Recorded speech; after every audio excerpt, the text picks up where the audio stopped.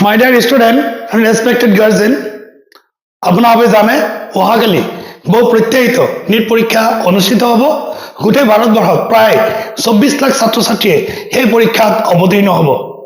সেই পৰীক্ষাত সফলতা অৰ্জন কৰিবৰ কাৰণে ছাত্ৰ ছাত্ৰীসকলে যিমান পাৰে কষ্ট কৰিছে আৰু গাৰ্জেনসকলেও নিজৰ সন্তানৰ সপোন বাস্তৱায়িত কৰিবৰ কাৰণে যতুপৰিমাণে চেষ্টা কৰিছে। কিন্তু এটা কথা, গোটেই বছৰ কোনে কি পঢ়িছে, কোনে কি বুজি পাইছে, সেইখিনি সলনি অহাকালিলৈ যিসকল ছাত্ৰ ছাত্ৰীয়ে ভালকে পৰীক্ষাত অৱতীৰ্ণ হ'ব, সেই সময়টো সঠিকভাৱে ইউজ কৰিব পাৰিব, সেই ছাত্ৰ ছাত্ৰীসকলে কালি সফল হ'ব পাৰিব। সকলো ছাত্ৰ ছাত্ৰীয়ে এই পৰীক্ষাত সফলতা অৰ্জন নকৰিব, কাৰণ কিছুমান ছাত্ৰ ছাত্ৰীয়ে অত্যাধিক প্ৰেছাৰ লয়, অত্যাধিক টেনশ্যন লয়। কি টেনশ্যন? যে মই যদি নিটত চিট নাপাওঁ মোৰ কি অৱস্থা হ'ব, মোৰ মা দেউতাকৰ কি অৱস্থা হ'ব, মোৰ আত্মীয় কি ক'ব। গতিকে মই এটা কথাই ক'ম, পৰীক্ষা দিবা তুমি, চিন্তা কৰিব লাগে তুমি, বেলেগ পৃথিৱীৰ চবৰ কথা গুলি মাৰা, নিজে পৰীক্ষাত অৱতীৰ্ণ হবা। কুল হৈ তোমালোকে পৰীক্ষাত অৱতীৰ্ণ হ'ব লাগিব। কাৰণ 24 লাখ ছাত্ৰ ছাত্ৰী, সেই 24 লাখ ছাত্ৰ ছাত্ৰীৰ ভিতৰৰ পৰা তুমি সেই 1000 বা 2000 ষ্টুডেণ্টৰ ভিতৰত তুমি আহিব লাগিব অসমত চিট পাবৰ কাৰণে। গতিকে পেনিক হলে নহব। আৰু পৃথিৱীত বেলেগে কি কয় সেইবিলাক গুলি মাৰা। নিজৰ মা, নিজৰ দেউতা তোমাৰ লগত সদায় আছে, সদায় থাকিব, আৰু আমি টিচাৰসকলে তোমালোকৰ লগত সদায় থাকিম। চিন্তা কৰিব নালাগে, বি ফ্ৰেছ হৈ তোমালোকে পৰীক্ষাত যাবা, কোনো ধৰণৰ চিন্তা নাই, আমি তোমালোকৰ লগত আছো। কি কৰিব লাগিব? মই সদায় নিট পৰীক্ষাৰ আগত মই ছাত্ৰ ছাত্ৰীসকলৰ উদ্দেশ্যে মই এটা ভিডিঅ' প্ৰেৰণ কৰোঁ, যাতে ছাত্ৰসকলে অতিমাত্ৰা প্ৰেছাৰ নলয়। কাৰণ মেক্সিমাম ক্ষেত্ৰত মই দেখা পাওঁ পৰীক্ষাত যদি বমি কৰে, তাতে গৈ প্ৰেছাৰ লয়, টেনশ্যন লয়, অন্য অযথা কথা ভাবে, যাৰ কাৰণে পৰীক্ষাত গৈ ভালকে লিখিব নোৱাৰে আৰু পৰীক্ষাৰ ফলাফল বেয়া হয়। পৰীক্ষাৰ পৰা ওলাই মোক কয়, ছাৰ মই কুৱেশ্যনটো পাৰিছিলো কিন্তু মই পাহৰি গৈছো। সেইটো নহবৰ কাৰণে মই এই ভিডিঅ'টো ৰিমাইণ্ডাৰ আকাৰে নিট এছপাইৰেণ্ট ছাত্ৰ ছাত্ৰীসকলক মই প্ৰেৰণ কৰি আছো। সেই ভিডিঅ'টো তোমালোকে প্ৰথমৰ পৰা শেষলৈ চাবা, কোনো টেনশ্যন নাথাকে, কোনো টেনশ্যন নাথাকে। এটা পৰীক্ষাহে মাত্ৰ। কোনোবাই নিট পালেই যে সি পৃথিৱীৰ চবতকে ছাকচেছফুল মানুহ, আৰু কোনোবাই নিট নাপালেই যে সি ছাকচেছফুল মানুহ নহয়, সেই কথাটো তোমালোকে পাহৰি যাব লাগিব। সেই কথাটো পৰিহাৰ কৰিব লাগিব। লাইফত ছাকচেছ হ'বৰ কাৰণে কোনে কেনেকৈ হ'ব পাৰে সেইটো পিছলৈহে আমি গম পাম। গতিকে মাই ডিয়াৰ ষ্টুডেণ্ট, তোমালোকৰ কালি নিট পৰীক্ষা। আমাৰ মেৰান এডুকেশ্যন ছাৰ্ভিচেছৰ তৰফৰ পৰা তোমালোক সদৌদিলৈ নিট পৰীক্ষাৰ আন্তৰিক শুভেচ্ছা জ্ঞাপন কৰিছো। মেৰান এডুকেশ্যন ছাৰ্ভিচেছৰ প্ৰতিষ্ঠিত কৰিছিলো 2021 চনত, আৰু প্ৰত্যেক বছৰতে আমি অবিৰতভাৱে আমি জখলাৰ ফালে আগুৱাই গৈ আছো, আগফালে আমি আগুৱাই গৈ আছো। আৰু এইবাৰ আমি অলৰেডি আশা কৰিছো যে আগতকে আমি বেছি ভাল ফলাফল প্ৰদৰ্শন কৰিবলৈ সক্ষম হ'ম। সকলো লাগিব তোমালোকৰ ধৈৰ্য, সাহস আৰু কাম, শান্তভাৱে তোমালোকে পৰীক্ষাত অৱতীৰ্ণ হ'ব লাগিব। মাই ডিয়াৰ ষ্টুডেণ্ট, এডমিট কাৰ্ডত কিছুমান নিয়ম দিছে, নিয়মখিনি তোমালোকক মই ক'বৰ কাৰণে মই চেষ্টা কৰিছো। মই কৈছো সমূহ নিট পৰীক্ষাৰ্থীলৈ আন্তৰিক শুভেচ্ছা অভিনন্দন জ্ঞাপন কৰিছো। All the best my dear student for your NEET examination.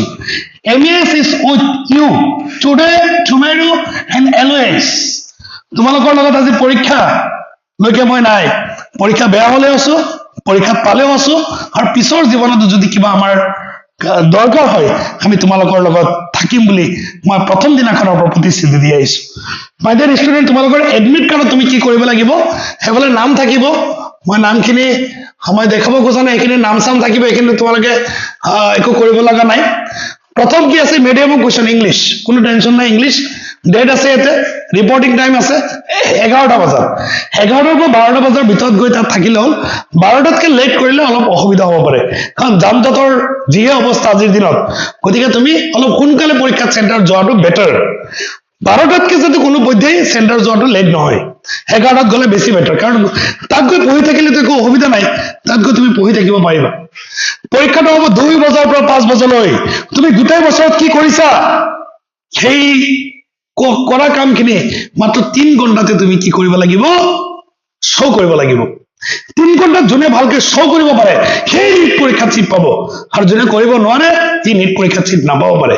হয়তো তোমাতকে কম জনা ল'ৰা এটাই সঠিক সময়মতে সঠিক ধৰণে পৰীক্ষাৰ কুৱেশ্যন এনচাৰ কৰাৰ কাৰণে সি চিট পাই যাব পাৰে কিন্তু তুমি তাতকে বেছি জানিলেও যেহেতু সঠিক সময়মতে যি ধৰণে ব্যৱস্থা গ্ৰহণ কৰিব লাগে সেইটো কৰিব নোৱাৰিলে তুমি চিট নাপাব পাৰা গতিকে এই 3 ঘণ্টাই তোমাৰ ভাগ্য নিৰ্ধাৰিত হ'ব গতিকে 3 ঘণ্টাটো ভালকে যাতে পাৰ হয় তাৰ কাৰণে তুমি কি কৰিব লাগিব মুছলমান ছাত্ৰ ছাত্ৰীসকলে নমাজ পঢ়িব লাগিব আল্লাহৰ তাত দোৱা কৰিব লাগিব যাতে দিনটো ভালে ভালে যায় আৰু হিন্দু বিলাকে কি কৰিব লাগিব মন্দিৰত যাব লাগিব ভগৱানৰ ওচৰত পূজা প্ৰাৰ্থনা কৰিব লাগিব অলপ সময়ৰ কাৰণে হলো বেছি টাইম মই কোৱা নাই অলপ টাইমৰ কাৰণে মনৰ শান্তিৰ কাৰণে মনৰ তৃপ্তিৰ কাৰণে আৰু পৰীক্ষাত যাওঁতে নিজৰ মা দেউতাকক সেৱা কৰিব লাগিব নিজৰ আত্মীয় যোনে বেছিকৈ তোমাক ভাল পায় সেই মানুহসকলক তুমি সেৱা কৰি যাব লাগিব আৰু শিক্ষাগুৰুসকলক এটা ফোন কৰি যে ছাৰ মই পৰীক্ষাত গৈ আছো মোৰ কাৰণে আপোনালোকে আশীৰ্বাদ কৰিব সেই কামখিনি যদি তুমি কৰি যোৱা পৰীক্ষা বেয়া হোৱাৰ কুৱেশ্যনে নাহে টাইমিং অফ এক্সামিনেশ্যন মই ক'লো টেষ্ট চেণ্টাৰ নাম্বাৰ আছে ইয়াতে ভালকে চাই লোৱা যাৰ যাৰ আছে মুখস্থ কৰি ল'বা সেইটো নগাঁও ইউনিভাৰ্চিটি আছে এজনী ষ্টুডেণ্টৰ চেণ্টাৰটো তলত দিয়া আছে একো কৰিব লগা নাই তাৰপিছত মাই ডিয়াৰ ষ্টুডেণ্ট তুমি ইয়াতে ফটো লগাব লাগিব same is uploaded on application form to VFX before reaching the centre centre যোৱাৰ আগতে তুমি ইয়াতে ফটো পেষ্ট কৰিব লাগিব যিটো ফটো তুমি কি কৰিছিলা নীট এপ্লাই কৰোঁতে তুমি আপলোড কৰিছিলা candidate left head thumb impression left head বাওঁ হাতৰ ইয়াতে তুমি এটা থাম্ব দিব লাগিব এনেকে বাওঁ হাতৰ fix before reaching the centre centre যোৱাৰ আগতে তুমি এটি কি কৰিব লাগিব দিব লাগিব তাৰপিছত ইয়াতে candidate signature to sign on the day of the examination the presence of invigilator এইটো তুমি খালি ৰাখিব লাগিব মাই ডিয়াৰ ষ্টুডেণ্ট তুমি এইটো খালি ৰাখিব লাগিব তাত পৰীক্ষাত অৱতীৰ্ণ হোৱাৰ পিছত ইনভিজিলেটৰৰ আগত তুমি ইয়াত সিগনেচাৰ কৰিব লাগিব বাকি এইটো বেজত আৰু একো কৰিব লগা নাই মাই ডিয়াৰ ষ্টুডেণ্ট তিনটা কাম কৰিব লাগিব তুমি ফটো লগাব লাগিব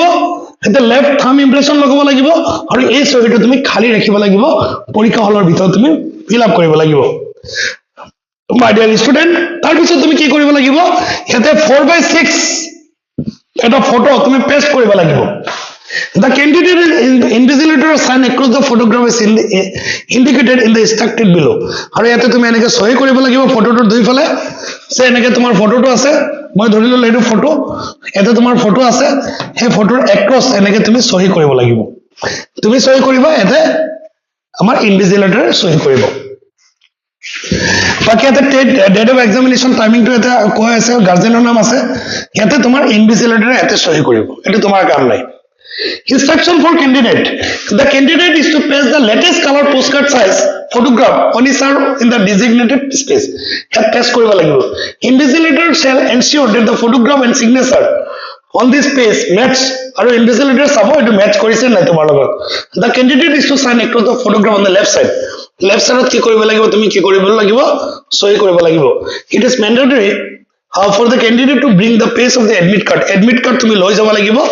Paste ফটোটো পেস্ট কৰি তুমি লৈ যাব লাগিব if he does not bring this যদি লৈ না যায় তেতিয়ালে তাক পৰীক্ষাত অৱতীৰ্ণ কৰিবলৈ সুবিধা নিদিব তাৰ পিছত তুমি আৰু কি কৰিব লাগিব মাই ডিয়াৰ ষ্টুডেন্ট তুমি পৰীক্ষাত যাওঁতে কি লৈ যাব লাগিব নাম্বাৰ 1 তুমি পাৰ্সোনাল ট্ৰান্সফাৰ ওয়াটাৰ বটল লব পাৰিবা এটা পানীৰ বটল যদি কাগজ আছে কাগজটো চিঙি পেলাই দিব লাগিব যাতে এটা সাইডৰ পানী এটা সাইডলৈ পানী দেখা পোৱা যায় কোনো লিখা থাকিলে তাত এলাও নহব 2 number additional photograph is uploaded on application form to be pasted on addressed sheet additional তুমি এটা ফটোগ্ৰাফ লব লাগিব পেস্টেড কৰাৰ হলিও এডমিট কার্ড তো লৈ যাব লাগিব দুটা এডমিট কার্ড লৈ যাব লাগিব দুটা কালার জেরক্স হলে বেটার দুটাই কালার জেরক্স লৈ যোৱা দুটা এডমিট কাৰ্ড লৈ যোৱা ফটো তিনটা লৈ যোৱা একো অসুবিধা নাই আৰু লগতে তুমি এটা কি কৰিব লাগিব এটা আইডি কার্ড লৈ যাব লাগিব before reaching the centre the candidate must enter the required details of the undertaking the legible handwriting আৰু পিডব্লিউডি যদি কোনোবা ক্যান্ডিডেট আছে তেতিয়াহলে পিডব্লিউডি সাৰ্টিফিকেট লৈ যাব লাগিব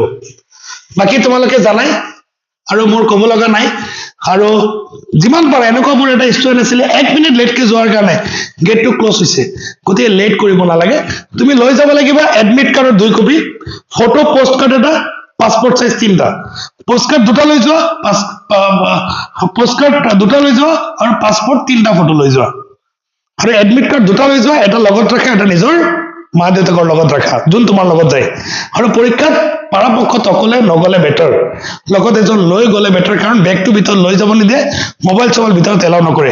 সেই সময়ত তুমি বেগটো ক'ত ৰাখিবা, মোবাইলটো ক'ত ৰাখিবা, তাৰ কাৰণে যাতে তোমাৰ চিন্তা নহয়, তাৰ কাৰণে লগত এজন মানুহ লৈ যোৱাটো বেটাৰ।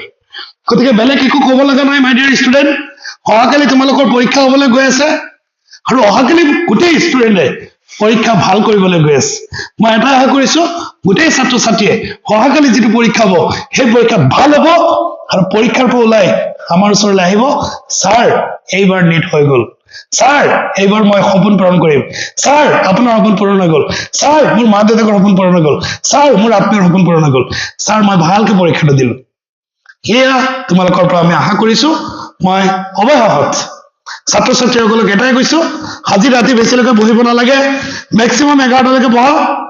যদি কোনো ছাত্ৰ ছাত্ৰীয়ে বেছি ৰাতি বহা 12টা, তাতকে পাৰ কৰিব নালাগে।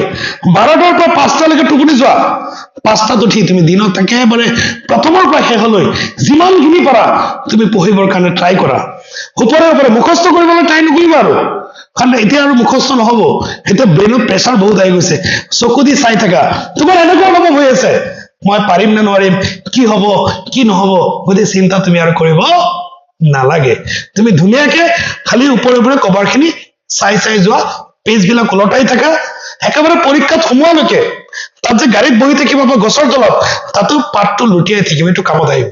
গতিকে মই আৰু পলম নকৰো, তোমালোক সকলোলৈ আমাৰ মেৰাইন এডুকেশ্যন চাৰ্ভিচেছৰ পৰা আন্তৰিক অভিনন্দন জ্ঞাপন কৰিছো। আশা কৰিছো তোমালোকে যিটো সপোনকাৰী পৰীক্ষাত অৱতীৰ্ণ হব গৈ আছে, সেই সপোন তোমালোকৰ বাস্তৱত ৰূপান্তৰিত হব। ধন্যবাদ।